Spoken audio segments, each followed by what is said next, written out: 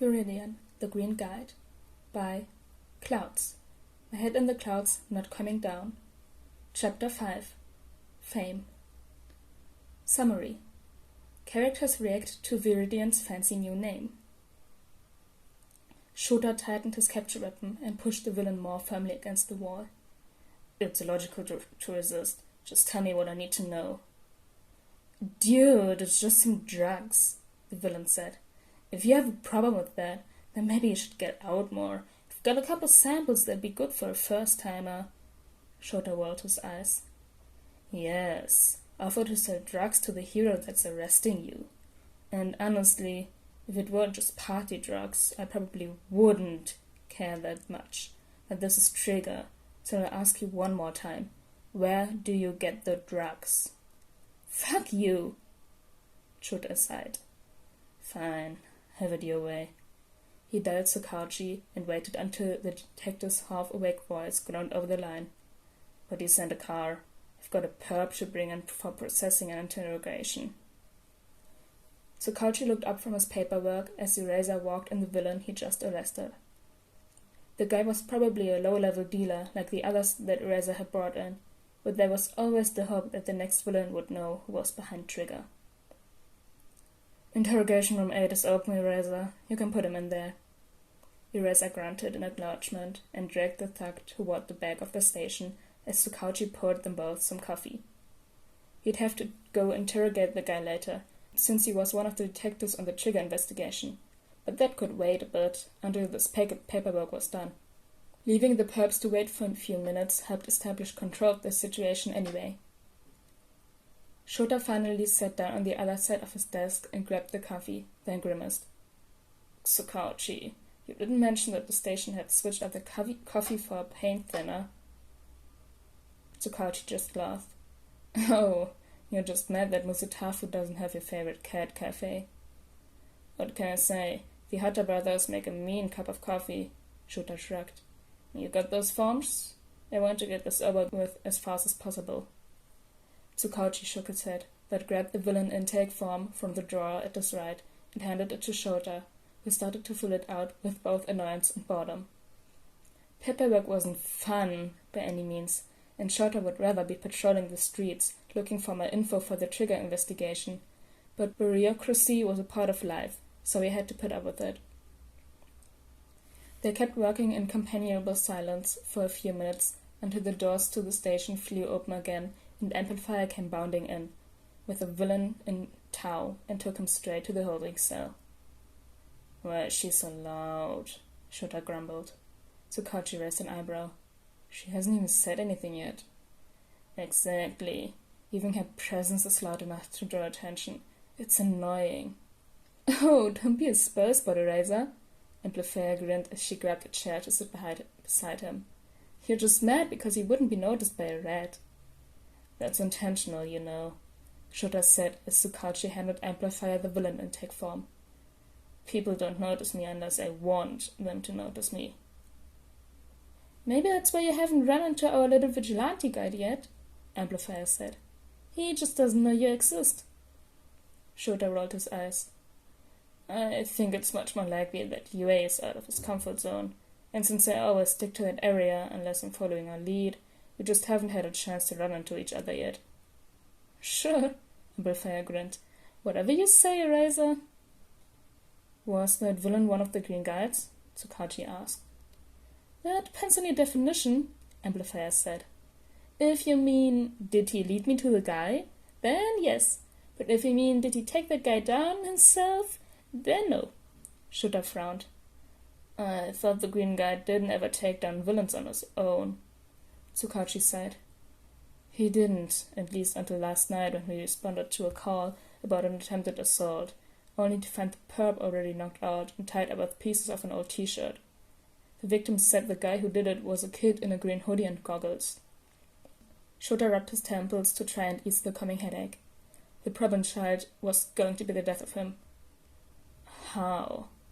From what he told me, the kid is skin and bones. How did he take down an actual villain? With a tin can. Shota stopped and stared at Sakachi. He had to have heard that wrong. What? Sakauchi nodded. You heard me right. According to the victim, the green guide started fighting the guy, but couldn't get the upper hand until he grabbed a can of beans and started beating the guy with it like it was a pair of improvised brass knuckles. It was pretty brutal, but also effective. Shota didn't know whether to be proud of the kid for his quick thinking under pressure or angry because he ran straight into danger. Probably both. Ah! Amplifier squealed. Our little boy is growing up, taking down villains all by himself and everything. Shota scowled. I don't think that's a good thing. Yeah, I think I have to agree with Eraser on this one, Sakauchi said. The victim said that he seemed in over his head. I'd much rather he kept running to get heroes rather than running into fights he's unprepared for. Oh, come on, Amplifier groaned. You guys gotta admit that beating a criminal with nothing more than your wits in a tin can is pretty impressive. Shota just shot her an unimpressed look. Nothing more than wits, a tin can, and a probable speed quirk. Come on, Shota sighed. Fine. I'll admit that he's quick-witted and definitely good at using improvised weapons, but the kid obviously lacks the required training. I don't want him getting in fights if he's just gonna get himself killed. Well, Crawler and Popstep didn't have any formal training either when they first started out. That may be true, but they also had Knuckle Duster to mentor them and get them out of any tough scrapes, Shota argued. The Green Guide doesn't even have that. Well, then maybe you should fill that role, Amplifier grinned. Shota glared at her. I have enough bread swearer at UA, thanks. I don't need to add teaching a wannabe on top of that. Amplifier shrugged. Just a thought, Eraser, considering how protective you are of a kid you've never even met. Oh, and about the kid's name, I don't think he's going by Green Guide anymore. Sakauchi furrowed his brow in confusion. What? Why change it? Amplifier looked between the two of them in shock. Did you guys not see the article this morning? They shook their heads and Amplifier smiled and got out her phone. Apparently the woman he saved last night was a reporter. Since he didn't give her a Vigilante name to call him, she's named him Viridian. Kinda catchy, right? Sakauchi frowned. How did I not see this? Amplifier shrugged. Probably because the keywords were wrong. You've most likely got your computer set up to ping you if the news mentions a Green Guide, but because this reporter used a different name, it didn't trip your system. I like Viridian better anyway. It is easier to say. Vigilantes gaining public notoriety is never a good thing, Shota grumbled. It goes straight to their heads and they end up putting themselves in even more danger to impress their fans, he sighed. The kid is probably soaking up his fame as we speak. Izuku was freaking out. He couldn't get that article out of his head, even as he ran around the streets leading heroes to crimes. When Izuku had seen the article on his way home from school, he had to fight off a panic attack, and he almost hadn't gone out that night. He didn't want to be famous. The more people paid attention to him, the more likely it was that they'd figure out that he was quirkless, and the faster he could say goodbye to any positive reputation he gained. He wasn't even technically a vigilante, so why did he even have to have a name? But apparently, that woman he'd saved was a reporter? So she'd written about how he'd taken down the villain, and she'd apparently done some digging to see that he normally stayed out of the fights himself. Izuku didn't deserve to have articles written about him like the heroes did, so he couldn't help feeling like he'd tricked that reporter somehow. He hadn't been trying to fool her into thinking that he wasn't worthless, but that's apparently what happened, since the article was a positive. He'd just been trying to help her. Which was ultimately why he was out on the streets again tonight. Sure, he wasn't necessarily happy about the article, but he also wasn't about to let it stop from helping people either. And he was helping people. He was helping the heroes find the people that needed saving. He was doing good.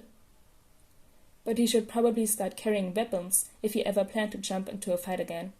Between tending to his injuries and everything with the article, he'd completely forgotten about adding weapons to his costume that afternoon, but it wasn't a big deal. He was still covered in scrapes and bruises from his fight with Moman last night. So it wouldn't be a good idea to get into any more fights so soon. So he didn't need the weapons quite yet. but it was still a good thing to brainstorm. He'd almost considered getting a baseball bat, but there were a couple problems with that. While it would be a useful bludgeon-type weapon, it was too bulky. He wouldn't be able to easily run if he had to be constantly hefting the bat, so it would actually prevent him from saving people, which was the exact opposite of what he wanted. Not to mention the fact that he'd never been into any sports, so if he came home with a baseball bat, Mom would ask way too many questions that Izuku really didn't want to answer. His weapons would need to be small. He needed to be able to fit them in his pockets so he could run easily and so he could go incognito if he needed to. So that meant that anything like a staff was out. Maybe he heard someone calling for help and peeked in on the situation before running off to get a hero. He could worry about what weapons he needed later. For now, though, Izuku had people to save. That was chapter, I think 5? 5 of Viridian, the Green Guide. It was a short chapter, but better than no chapter, right? Anyway, have a good rest of your day, guys, and bye! Hey, outtakes! You guys gotta admit that beating a criminal with nothing more than your wits and a tit can. No. Vigilantes. That's Shota. Oh my gosh. I just spoke Shota with Amplifier's voice.